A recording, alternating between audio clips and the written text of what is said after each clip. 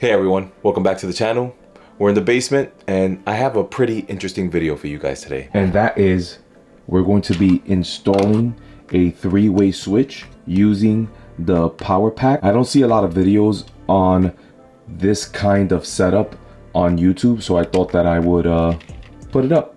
And let me show you the actual switches that we have and the things that I had to do in the last videos to get this part ready. So let me start with the switches that we have. Right here we have one switch for this whole area. So right here I could turn it off, and if I walk down through here, we have another switch on this wall that controls the same lights, set of lights. We also are looking to change out this switch for the PowPak. And if you go up the stairs, you will find another switch that turns on and off the same exact lights. And what we did in the last videos was cut an access door here so that we can have access in the back where the switches are. Let me turn on that light and get closer. So the reason that we need access to the back of the boxes is because we have to install this PowPak in the back. So we have access to turn it on and off and also program the Pico switches. So on this side, you're gonna find this PowPak, and on the other side, you're gonna find the switches, which is really a remote, which is called a Pico switch. So we're going to be putting it in the back on these two, instead of having to open sheetrock on the other switch, which is a three-way switch. So my reasoning for getting rid of the old school three-way switch is because we're looking to get some motion sensors installed in this building. We have been spending a lot of money on electric, and those lights have been on at night. So we're trying to save some money. So we're gonna have both the physical switch and the motion sensors close to the two doors that allow access to this space here. So I'll get more into detail on the motion sensors, but first things first, we have to turn off the power, get to the back of the box, and install this where it's going to be living for the rest of its life.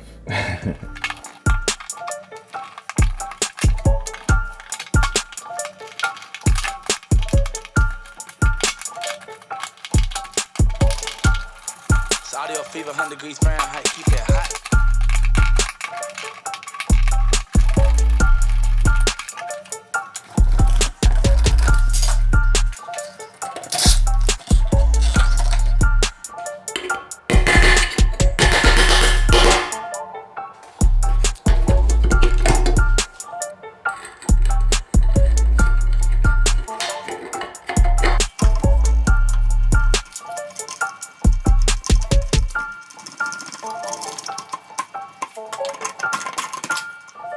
In wiring this part, I'm not really going to show anything because if I'm being honest, I kind of didn't know what I was doing. I was watching a video, which I am going to leave a link to that video in the description down below. I ended up having to look up how to wire this, and I kind of didn't do it right the first time. So instead of me spending time showing you guys how to do it, I thought that I'll just leave the video in the description that I used. And if you're interested in making a three-way into a one-way switch, so instead of having two switches, you're gonna have one, you could use the video that I left down below. I'll be giving a little bit of details of what I did wrong in the next scene.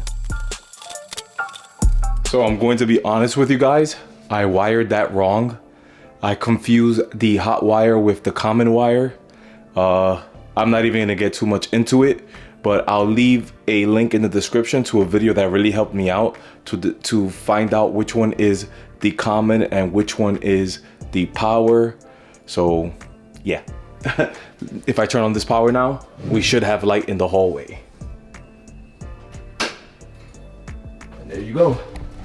We have light in the hallway, and let me show you how it looks in the back of this box. So here's the back of the box. This is the new controller, and this is what's gonna connect to the Pico switch and the motion sensors.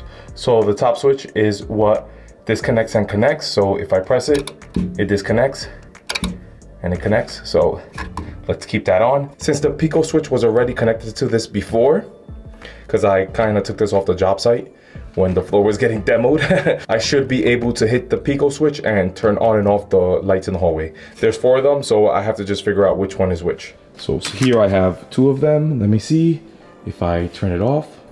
That's it. I should have one more. Let me see if this one is it.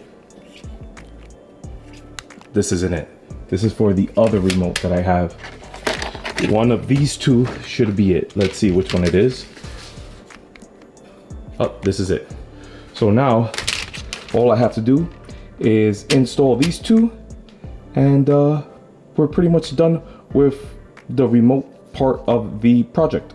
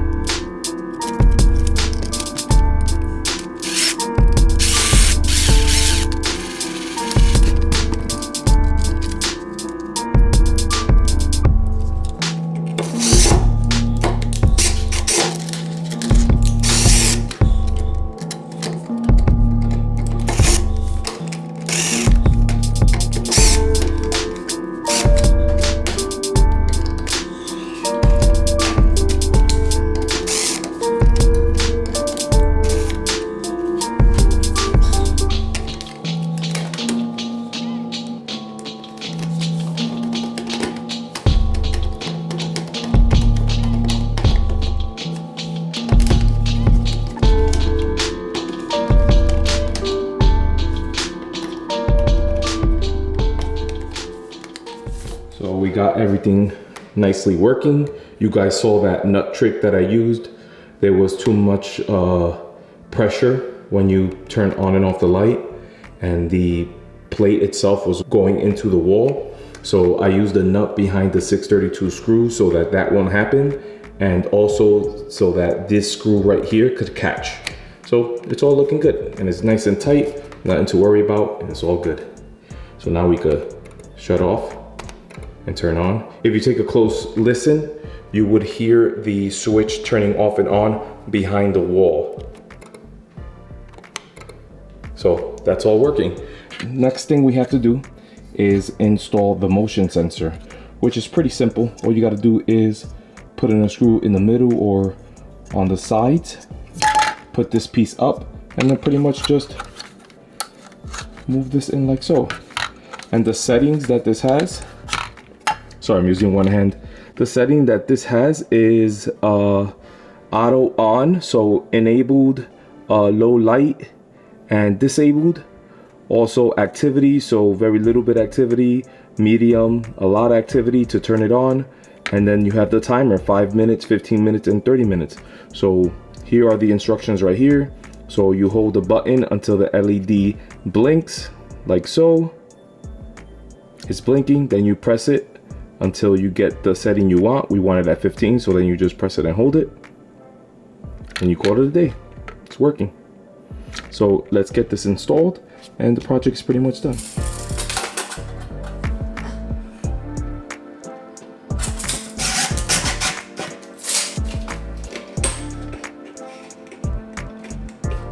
So there you go.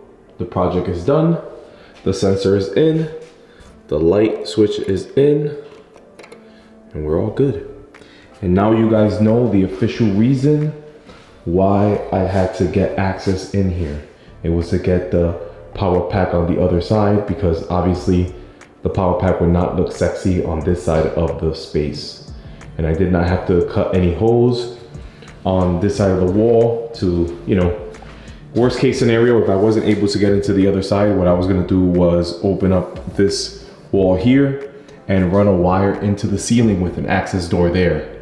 And then there I could access the PowPak. But since I have that space under the staircase, I was able to put the door, and yeah, now we have a sensor here and a Pico switch to turn the light on and off. I have to do it one more time, but there's no reason to put that on the camera. It's pretty much the same thing.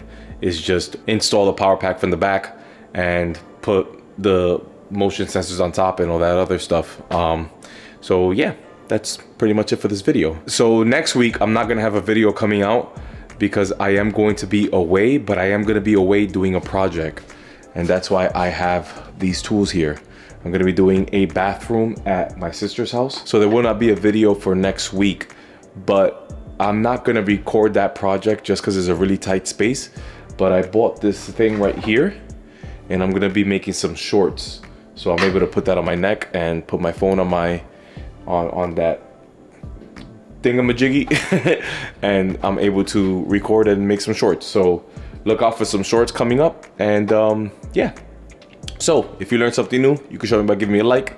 Any comments or questions, leave it in the comments down below. And if you're interested in seeing more projects, things like I just finished doing and some shorts, consider subscribing, and I hope to see you guys in the next one. Thanks.